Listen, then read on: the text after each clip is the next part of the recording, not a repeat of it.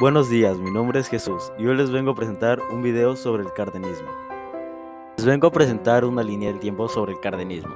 1934. Lázaro Cárdenas tomó posición como el presidente de la República.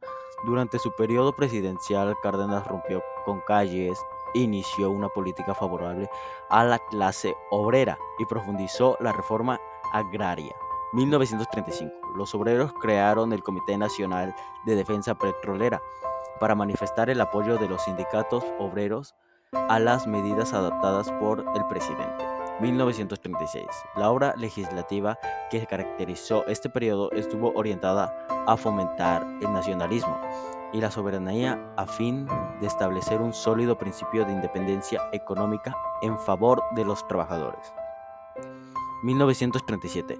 Decretó la nacionalización de los ferrocarriles nacionales de México. 1938. Se entregó la empresa de los trabajadores para que la administrara. 1939. Declaró la neutralidad del país ante el conflicto. ¿Qué fue el cardenismo? El cardenismo es un periodo de la historia de México que marcó el final del caudillismo revolucionario. Así se dio inicio a una nueva corriente ideológica izquierdista que perduró durante 6 años de gobierno de Lázaro Cárdenas del Río, 1934 a 1940. Durante el cardenismo se llevó a cabo el plan sexenal que estaba enfocado en brindar apoyo a los movimientos sindicales para impulsar el crecimiento agrario e industrial y urbano de México. Con este plan, Cárdenas estableció como acción de gobierno realizar una reforma agraria y expropiación de la industria del petróleo. Otra característica de este plan era intentar reducir la independencia económica de México, pues el intento fue adoptar una política de nacionalismo económico. La clave del cardenismo. Cárdenas aceleró el proceso de unificación del movimiento obrero hasta llegar a la creación de la Confederación de Trabajadores de México, la CTM, organizada a principios de 1936 junto con la CNC, se convirtió en un pilar del cardenismo, aunque la base no llegó a mostrar la incondicionalidad del movimiento campesino.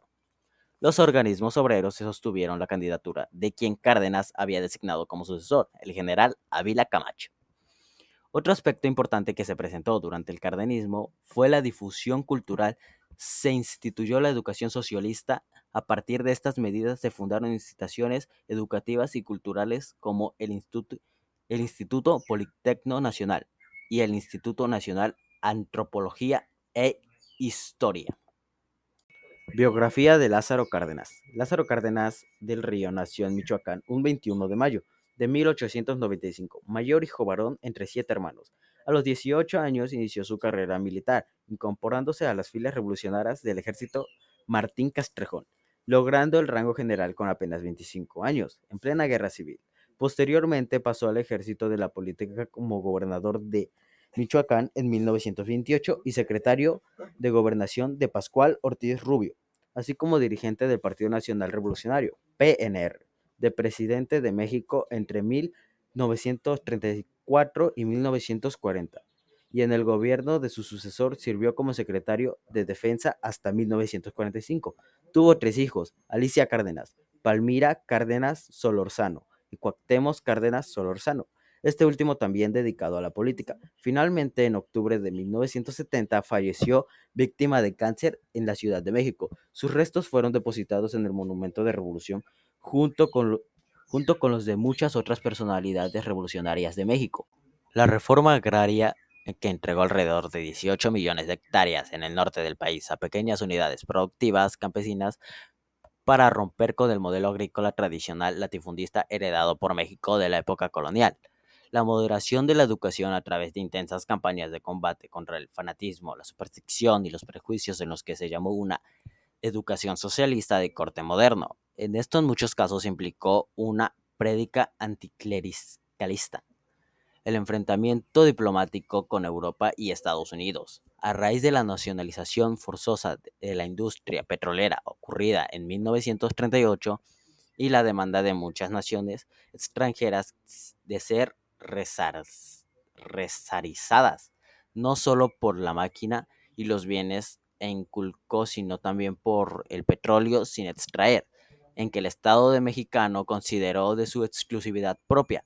Esto condujo a un bloqueo internacional y muchas tensiones diplomáticas que no obstante perdieron toda su fuerza al desencadenarse en la Segunda Guerra Mundial.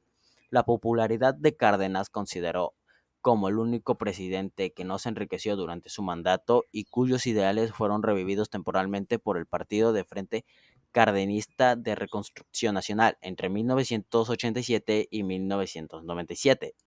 Causas. La Gran Depresión de 1930, que golpeó el mundo entero y empeoró las sustancias de la calidad de vida en México, reavivando el descontento de las clases populares.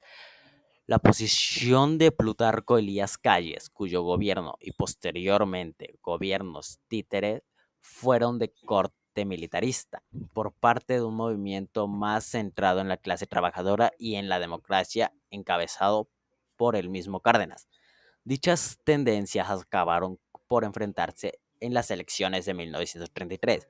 El fracaso de los gobiernos postrevolucionarios para satisfacer las demandas sociales y económicas del pueblo mexicano, la mayoría de las cuales eran de larga data y había sido reclamado durante décadas, el conflicto en la industria petrolera y cuyos obreros reclamaban mejores salarios en las empresas transnacionales europeas, pero que no contaron durante el llamado Maximato de Plutarco Elías Calles, con mayor apoyo parte del Estado.